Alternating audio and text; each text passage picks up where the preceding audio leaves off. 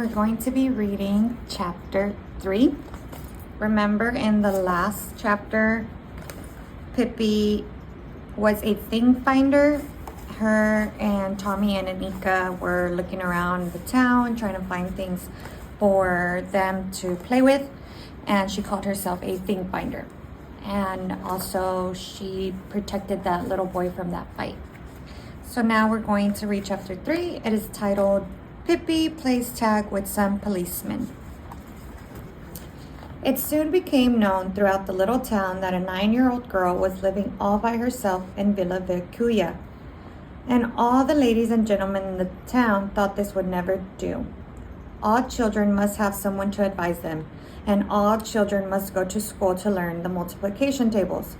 So the ladies and gentlemen decided that the little girl in Villa Vicuya must immediately be placed in a children's home. One lovely afternoon, Pippi had invited Tommy and Anika over for an afternoon coffee and pepper pakor. She had spread the party out on the front steps. It was so sunny and beautiful there, and the air was filled with the fragrance of the flowers in Pippi's garden. Mr. Nilsson climbed around on the porch railing, and every now and then, the horse stuck out his head so that he'll be invited to have a cookie.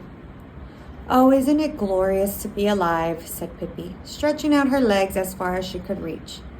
Just at that moment, 2 police officers in full uniforms came in through the gate. "Hooray," said Pippi. "This must be my lucky day too. Policemen are the very best thing I know, next to rhubarb pudding." And with her face beaming, she went to meet them. "Is this the girl who has moved into Villa Vicuya?" asked one of the policemen. "Quite the contrary," said Pippi. "This is a tiny little auntie who lives on the 3rd floor at the other end of the town." She said that only because she wanted to have a little fun with the policemen, but they did not think it was funny at all. They said she shouldn't be a smarty, and then they went on to tell her about some nice people in the town arranging for her to get into a children's home. "I already have a place in a children's home," said Pippi. "What?" asked one of the policemen. "Has it been arranged already then? What children's home?"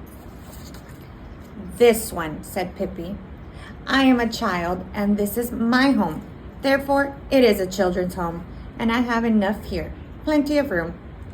"Dear child," said the policeman, smiling, "you don't understand. You must get into a real children's home and have someone look after you." "Is one allowed to bring horses to your children's home?" asked Pippi. "No, of course not," said the policeman. "That's what I thought," said Pippi sadly. "Well, what about monkeys?" "Of course not. You ought to realize that." "Well then," said Pippi, "you'll have to get kids for your children's home somewhere else. I certainly don't intend to move here." "But don't you understand that you must go to school?" "Why?" "To learn things, of course." "What sorts of things?" asked Pippi. "All sorts," said the policeman. "Lots of useful things. The multiplication table, for instance." "I have got along fine without any plutification tables for 9 years," said Pippi. "And I guess I'll get along without it from now on, too." "Yes, but just think how embarrassing it will be for you to be so ignorant. Imagine when you grow up and somebody asks you what the capital of Portugal is and you can't answer." "Oh, I can answer that all right," said Pippi. "I'll answer like this. If you are so bound and determined to find out what the capital of Portugal is, then for God's sakes write directly to Portugal and ask." "Yes, but you don't think that you would be sorry not to know it yourself?"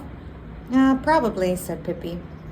"No doubt I would lie awake at night wondering and wonder what in the world the capital of Portugal is. But one can't be having fun all the time," she continued, bending over and standing on her hands for a change. "For that matter, I've been in Lisbon with Papa," she added, still standing upside down, for she could talk that way too.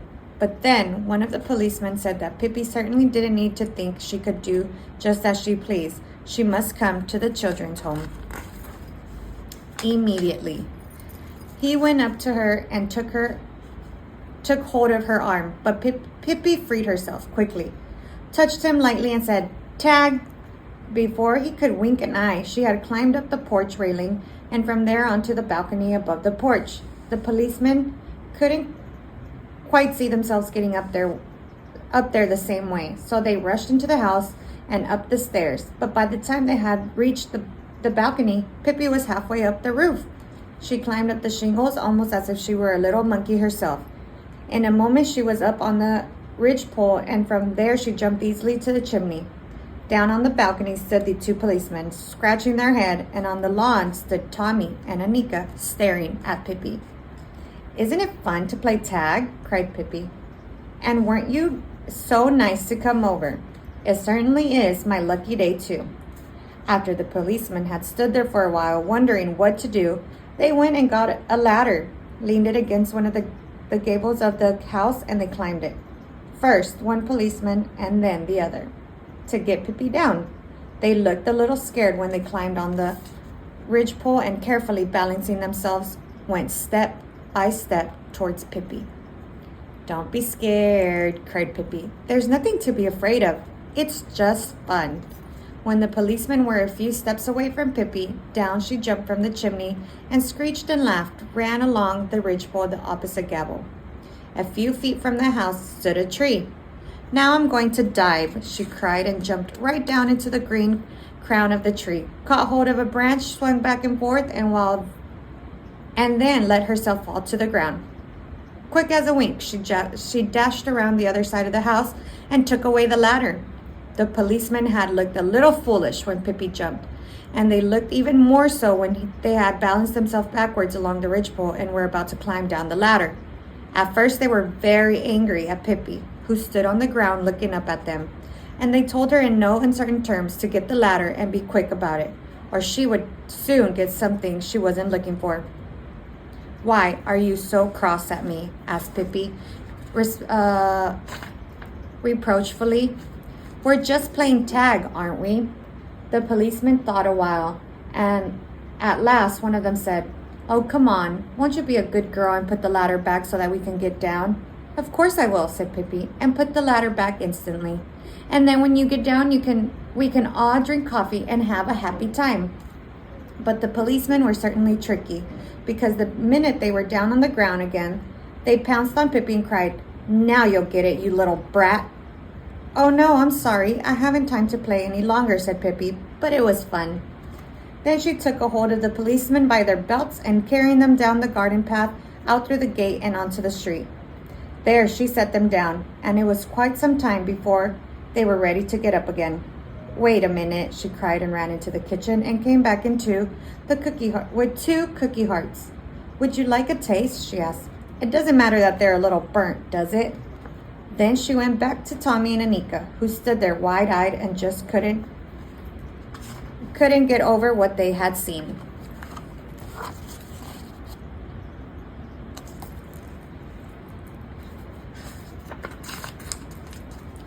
And the policeman hurried back to the town and told all the ladies and gentlemen that Pippi wasn't quite fit for a children's home.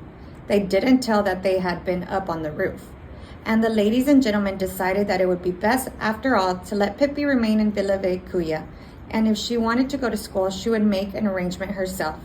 But Pippi, Tommy, and Anika had a very pleasant afternoon. They went back to their interpreted coffee party. Pippi stuffed herself with the 14 cookies, and then she said, "They weren't what I mean by real policemen. No, sirree. Altogether too much talk about children's homes and plutification and Lisbon." Afterwards, she lifted the horse down on the ground and they rode him, all 3. At first, Anika was afraid and didn't want to, but when she saw what fun Tommy and Pippi were having, she let Pippi lift her up on the horse's back.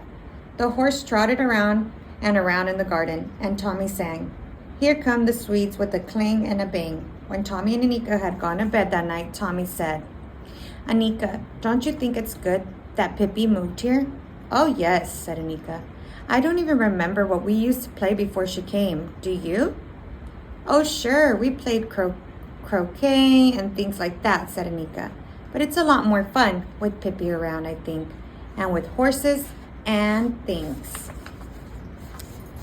That's the end of chapter 3. We'll be reading chapter 4 next week.